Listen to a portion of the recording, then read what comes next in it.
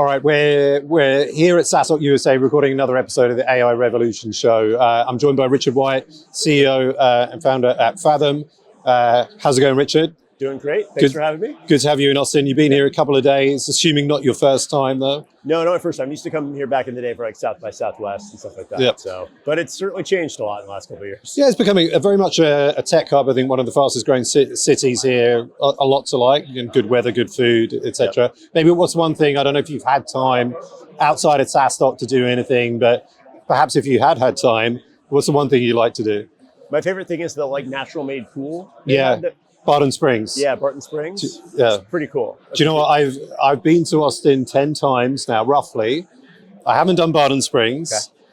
Okay. I have to do it. I probably don't have time. Maybe tomorrow. I haven't seen the bats either. You got to see the bats. Yeah. So that's worth seeing. Two things I've got to tick off my list. In one sentence, tell the audience, what does Fathom do? Sure. We are the highest quality AI meeting assistant. So, you're on meetings, Zoom, Meet, Huddle, you name it, right? We're all on different meetings throughout the day. No one wants to be a stenographer, right? We want to have conversations and not try to keep notes at the same time. And so Fathom kind of captures those meetings. That could be the audio video, that could be just the transcript, turns that into a really great set of notes, does all the data entry for you, et cetera, and we do a lot of this for free. How did you end up deciding to build this? Like all my startups, actually, it's like a problem I had at my previous startup, yeah. Right? And the biggest problem I had at my last startup was I was running, my background is kind of product and eng, but at different periods I ran our sales team, and at all points I was on a lot of meetings. And just kind of constantly found it really gets in the way of me having great conversations to try to write something down, or I hear something amazing and I want to share it with my team, and oh crap, I forgot exactly what that person said, or maybe I remember what they said, but when I share it with their team, it gets lost in translation, right? And so it was kind of early 2020, and we kind of were like, gosh, why doesn't everyone have something like this? Because there were some solutions, 5 years ago that were doing video recording, mostly for sales, things like Gong and stuff like that. But we said, gosh, why? This isn't a sales problem. Sales obviously has this problem a lot, but aren't we all in meetings? Don't we all hate taking notes? And so that's kind of where the idea got started. And we had some hypotheses around where the space was going, where Gen AI was going, where transcription was going, that kind of made us feel bullish that we could build a startup to kind of where the puck is going, if you will, as opposed to where it is today. And how has that sort of helped you? I mean, imagine it has helped you, right? To start at the point where you see what's happening with Gen AI and where the market is going, to, I guess, enable you to be an AI native company and not necessarily a SaaS business that has to still, make that transformation. Yeah, I feel like the biggest difference between this startup for me and my earlier ones is we started Fathom with a couple of strong hypotheses about where the world was going in a couple of years. And it's kind of one of my main things I look for now. We went through YC, and I found that about half the YC founders had this kind of mentality. We're we're not building for today, we're building for this point 1, 2, 3, 5 years out. And if you do that, you can do all the other prep work. So for us, it was, gosh, it's 2020. Transcription is actually still really expensive. It's $3 an hour. We think it's going to zero. And we don't think anyone really wants a transcript. But at some point, we think there's going to be Gen AI that can take a transcript and use all sorts of amazing things. Write your actions, fill in your CRM, take your notes, you name it. And so we thought big people were going to build models. So we said, we're not going to get in the model business. We're getting in the data business. And we're going to do all the hard parts first. We're going to go build a reliable kind of at scale recording infrastructure that can do this in real time, go into your meetings. In the beginning, it was bots. Now it's client side.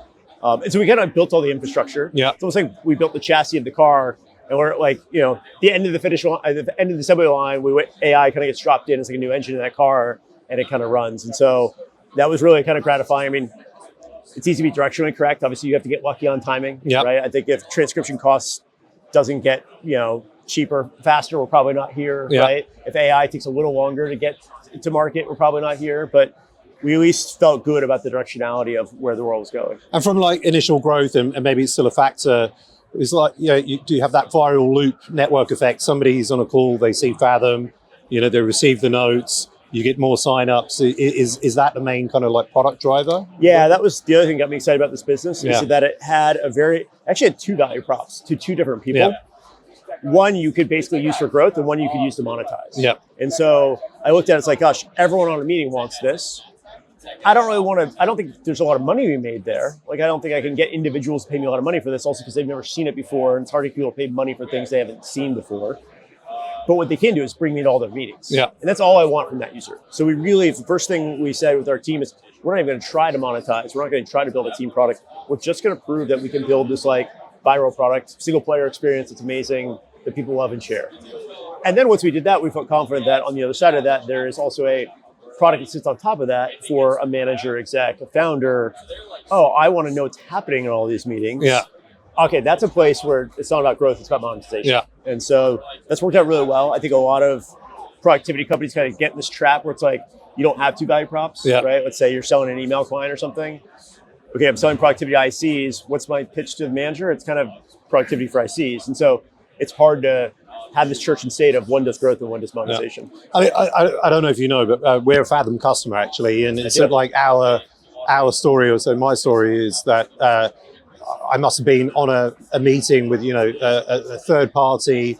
I've received the Fathom notes. Actually, do you know what? I think it may have been Athletics Greens. I was on a call with them on a sponsorship sales call, and then I got the summary of the meeting notes. I was like, this is pretty cool, right? And so you get that wow moment, that kind of like wow effect, right? And then you start to use it yourself. Well, then we start to roll it out from the sales team perspective. You get that integrated because, again, like another use case is like salespeople don't like doing the manual entry into HubSpot, but you can just do the Fathom notes, within HubSpot. And then we have our leadership team meetings, on the Monday mornings. And we used to have our virtual assistant sit there, like record on Gemini, but still like take notes and then put all the actions. And they're like, actually, like Fathom does this and actually does it better, right? So it's kind of, it's really sort of like helps us from that perspective, and maybe, giving the audience some use cases here of like discovery through to how it can be used within an organization. So yeah, very, very excited, and it's love a fun thing. tool. It's a fun thing to build because everyone can use it, kind of, right? And it's like very obvious once you touch it. You're like, oh my gosh, this is way better than what we had before. And as of really 2024, we got to this point where the AI can write better notes. We had their first versions of AI weren't great, you do okay, but now it's a point where it's like it's better notes than anyone I've ever met, right? It never gets distracted. It never dozes off. It's always on, and it's pretty impressive. How do you see maybe because we're in this agentic era sort of right now? So we spoke about Gen AI, now in the agentic era. I guess without sharing what you can with the roadmap of the product, like how agents can be, get involved in the Fathom product and where it takes it to the next level. I mean, this is why I think I mentioned, like, we always thought of ourselves as a data company, right? We kind of had this 3-act play where it's like build the single player experience, prove that can be viral. Great. Now that we've proven it's viral, let's prove we can sell to a manager, be able to a team. And that was partially about making revenue, but it's partially an acknowledgement that just through that organic single player experience, we were never going to get 100% of a team using it. You got to at some point have someone top down edicting it. But once you have that, we get to this point where it's like, we can get 100% of the meetings in a team, in a department, in an organization. At that point, then that data set becomes really valuable. And now what we're seeing is everyone starting to wake up like, okay, I can do amazing things with this data set, right? If I think about building kind of the AI org of the future, what are the data sets we have, right, that are valuable? Email, Slack, your Notion, what have you, right? Your kind of knowledge base, and your meeting data. And so it's kind of cool in the last 6 months, right, with OpenClaw and Claude Code and all these things.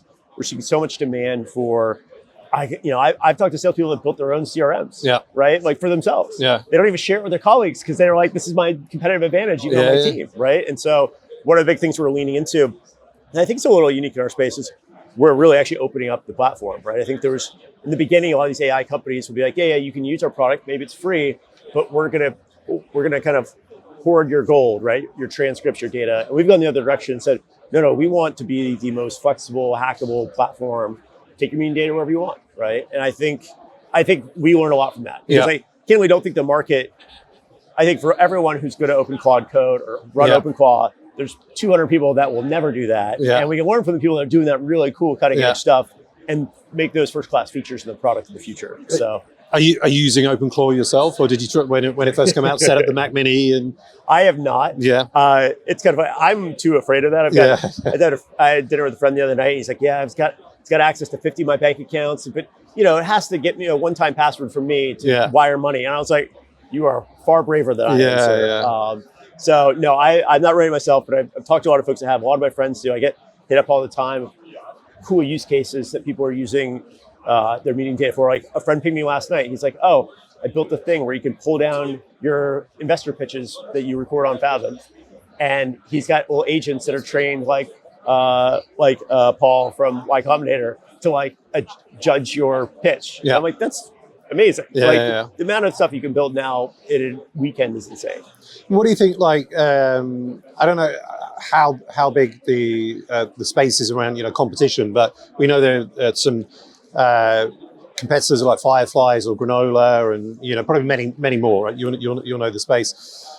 How do you think about competition and observing? What do? Do you just focus on your own thing? I know we had that situation on Tuesday at the dinner. I was sat accidentally in between you and Chris from Fireflies, right? But what are your thoughts around sort of competition space, and then maybe even to your ambitions? Is it important to you to be number one, and your views around that? So I think I actually don't pay a lot of attention. I'm very kind of focused on our customers, our team. I think you can learn certain things from competition, right? For example, I think, we've always long thought about doing client-side capture, so you don't have the bot in the meeting. It's why we built Fathom as a desktop app from day one, to have that optionality. Yeah. Candidly, I think kudos to Granola. They were the first ones to really push that. And I think it was, showed that the market was ready for that type of solution, because we weren't sure if people would be comfortable with the consent aspects of it and the legality and whatnot. And so people are, right? Yeah. So great. So I do think there are times where there's kind of fundamental product principles that we have, DCCs, right? Okay, we do this, we don't do this. And sometimes competitors are great for challenging those, right? We're like, oh, we firmly believe that you needed to do this. They clearly didn't do that, and they seem to be doing well. Let's revisit that. I think for the most part, though, it's gotten to be a, quote, pretty crowded space in the last year or two, but not really. When I talk to investors, I talk to people really in the know, it feels like there's 30 of these things. Yeah. When I talk to our customers, I talk to our competitors' customers, the big ones, they're like, I don't know, I looked at this thing and this one other thing, right? And all the folks that I think are doing really well, kind of like us, started Fireflies many years ago. I was actually watching Chris talk yesterday from Fireflies, and it was funny how much we had the exact same thing 5 years ago. We're like, this is where the world's going. We both built towards the same thing. And that goes back to why I think you want to build for a hypothesized future. Yeah. Everyone else, I feel kind of pivoted in this last year, where they're like, oh my gosh, everyone needs to become an AI company. What's the most obvious up the fairway usage of AI? Yeah. This is one of them, right? Yeah. And so, the data is valuable. Anyone adjacent to the space kind of pivoted or threw a pot of engineers at building this. But I think that's what just happens when anytime you strike some sort of goal, right? Everyone tries to get on it. I saw this happen 15 years ago, Zendesk. Zendesk came out, was the first customer support SaaS. Within 2 years, there were 20 of them. Yeah. And when 2 years later, there were 3. Yeah. So I think we're past peak note taker. Yeah. But I think there's a small group of very good competitors who have been hypothesis driven, that are building great products like ourselves. And it's fun. We do learn from each other, but mostly I just kind of focus on what's in front of us internally and what we're excited about. And you mentioned that about everybody has to become an AI business. And so whilst you have an AI platform, AI-enabled software platform, and you're probably drinking your own champagne with Fathom, I'm sure, what does it look like in terms of your organization and in their use of AI? What are the main tools? How are you getting the team getting them AI ready, AI first? I mean, so one of our internal goals has always been, we want to get to 100 million in revenue, ARR, with less than 150 people. Okay. And partially we're fully remote, and I think remote is awesome. I actually think you can't go wrong. The conversation we had at the speaker dinner was, the guy sitting next to me was a fully in-person company. Yeah. And we both agreed there's no wrong answer here. You just got to commit to one way or the other. Yeah. But I do think remote gets really hard at scale. Yeah. And there's not a ton of 1,000-person remote companies that really do well. Yeah. And part of that, I think, is because above a certain size, you go from this high trust environment, highly autonomous, to a lower trust environment, and so it's harder to manage remotely. Yeah. So we've always had this DNA of we want to be really high leverage, right? We have a pretty small engineering team. We got 100 people, about 25 of them are engineering. Yeah. It's kind of crazy for a technical product like ours, but we hire only really senior folks. They work really hard, et cetera, et cetera. So we don't as much, I actually think our adoption of AI probably doesn't look too dissimilar from most startups, right? It's not like we are probably doing way more than any other startup, right? Yeah. We just have these guardrails of cool, we're not going to hire our way out of a lot of problems, which just kind of naturally forces people to find high leverage ways, right? Obviously, there's a lot of stuff around making it easy for people to pick up AI tools, which ones to pick up and not use. But one of the things I thought was really interesting is 18 months ago, I thought we were going to build a whole AI ops organization that was going to be like RevOps, build our own AI tools, whatnot. And that was a complete disaster. Right. Because it was like, even though we build AI products, that's what we do. Building internal tools was a pain, right? Like, because the maintenance cycle on it was terrible. Trying to get something proof of concept working. And so now we've gotten really good at like just doing vendor selection, which I think is really hard in the age of AI. So, I mean, that's the big thing we're trying to centralize. Like, how do we get good at like a centralized procurement for AI tools that does a good job of QA? That's the hard part with AI. How do we give everyone the right incentive structure so they're naturally wanting to do it? And how we just make sure like we give people guardrails of like, cool, don't maybe run OpenClaw connected prod, right? But here's what you can use. I think it's a really good point. And I mean, you know, I've seen it before, but you do have, and I don't know how the market is split, sort of, you know, the bifurcation, but some people think, well, we don't need any, you know, to buy any off-the-shelf tools anymore. We'll just build everything ourselves. But to your point and to your lessons, like the maintenance of that, the development of that, you know, that's a whole other story. If a solution exists off the shelf, you know, same in SaaS, like 90% of the time, you should probably go down that route. It's funny because there's a lot of concern about what's going to happen to SaaS with AI, but what's going to SaaS? One of the big pitches of SaaS is it's not that expensive. And so, like, you know, running anything in-house, yes, the cost to create software has gone down dramatically. The cost to maintain it hasn't really changed. And so I think the people that actually should be really worried are the like big consulting shops that are doing bespoke software for millions of dollars. Like, that's where I think you're going to see a lot of compression in the market. You know, candidly, you know, trying to the what I call the LLM treadmill. Like, you build something for one model, especially if it's a publicly hosted model. That model only has like a 6-month shelf life these days. Before that company's released a new model, they're removing compute from that model. It's degrading. It's getting worse. You don't want to build an internal tool and have to rebuild it every 6 months. No, exactly. These things aren't forward compatible. So I think there's still a good market for SaaS tools. But yeah, I think there is a lot of like, mainly I think what AI has done is leveled up what you expect out of your tool, right? It can't just be a form builder anymore. It can't just be like, I get out what I put into it, right? If you're, I mean, there will be, I'm sure, SaaS founders that are listening to this, watching this episode. They're at 5-10 million ARR. They've been building their business over the last 5 to 6 years. They're seeing what's happening, you know, in the market, you know, SaaS apocalypse, etc. What would be your message to them? What do they really need to be thinking about their number one job at the moment to do? I think your number one job is honestly to kind of take a step back and be like, if I started from today, what would I build? And I look at the two things Joe was saying, what is the unique data I have and what is the unique insights that I have? Because, you know, after doing something for that long time and getting to that amount of revenue, you should have at least one of those, and often both, right? And I've actually talked to a handful of friends that are running SaaS companies who are in that position who have like kind of forked their companies candidly and been like, okay, we're going to keep running this one business. But we actually realized if we were going to start from scratch, we build this. And so we actually had a vote who wants to join this new ship, right? And kind of fork the company internally. It's tough, it's scary, right? But I think it makes a lot of sense for folks to do it because the capabilities, what you can do tech, if just order of magnitude increased, you'd be silly not to try to do that, right? It's when people try to just bolt it on as a feature that I think they get in trouble. They're not thinking, they're too anchored in what they've built as opposed to anchoring in, again, what do you have that's valuable? Now it's what you've built is a liability, right? Software's always been a liability. Your data and your insights are your assets built off of those. Well, Richard, thanks so much for coming on the podcast today. Glad that we finally got to do this after a few reschedulings. But really appreciate you coming to SaaS USA, paying it forward. It's been great to meet you. And wishing you all the best. Looking forward to seeing 100 million ARR with 150 people. Me too. Thank you again for having me. It's a great event. Awesome. Thank you.